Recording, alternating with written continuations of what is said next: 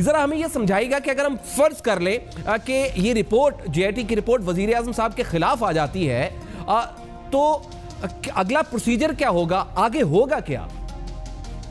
देखिए, अगर फर्ज करते हैं कि अगर शरीफ फैमिली में प्राइम मिनिस्टर साहब के खिलाफ या किसी और के खिलाफ अगर वो रिपोर्ट आती है तो भी जो है मेरे ख्याल के मुताबिक वो रिपोर्ट को एज इट इज नहीं लेंगे। वो उस रिपोर्ट के ऊपर जो है वो जाहिर है वो किसी के हक में होगी, किसी के खिलाफ होगी, तो या उसके कुछ हिस्से किसी के हक में जा रहे होंगे, कुछ हिस्से किसी के खिलाफ जा रहे होंगे। मुमकिन है कि दोनों पार्टीज या जितनी पार्टीज इस केस में हैं उसके कुछ हिस्सों से एग्रीव हों। तो मेरे ख्याल के मुताबिक इसमें सुप्रीम कोर्ट को मौका देना होगा पार्टीज को इस रिपोर्ट पे या इस रिपोर्ट के उन हिस्सों पे जिन पे उनके एतराजात हैं उस पे वो एतराजात दाखिल कर सके।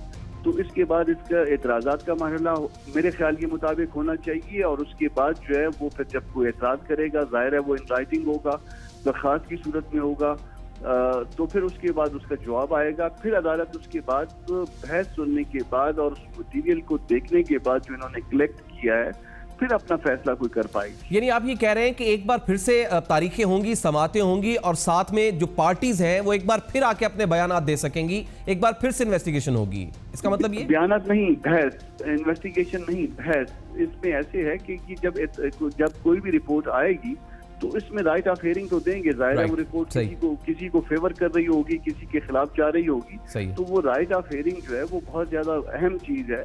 मुमकिन है कि JIT किसी गलत नतीजे पे किसी मामले में पहुंचे, किसी भी मामले में या किसी भी फरीक को उनकी समझ ये हो कि जो ये गलत तौर पे उन्होंने ये फाइंडिंग दी, ये रिपोर्ट किया, फाइंडिंग जो भी उनकी होगी, तो उस सूरत में उसको एतराज का मौका देना और एतराज को फिर जाहिर है जब किसी को एतराज का मौका देंगे तो दूसरे फरीक को जो एडवर्स पार्टी होगी जो डिफेंड कर रही होगी या जिसके ख्याल में वो हिस्सा वो दुरुस्त होगा उसको जवाब का मौका देना। फिर उसके बाद अदालत को अपनी समझ के लिए दोनों फरीकों की बहस सुननी जो है ये जरूरी मेरे ख्याल के मुताबिक हो जाएगी। राइट।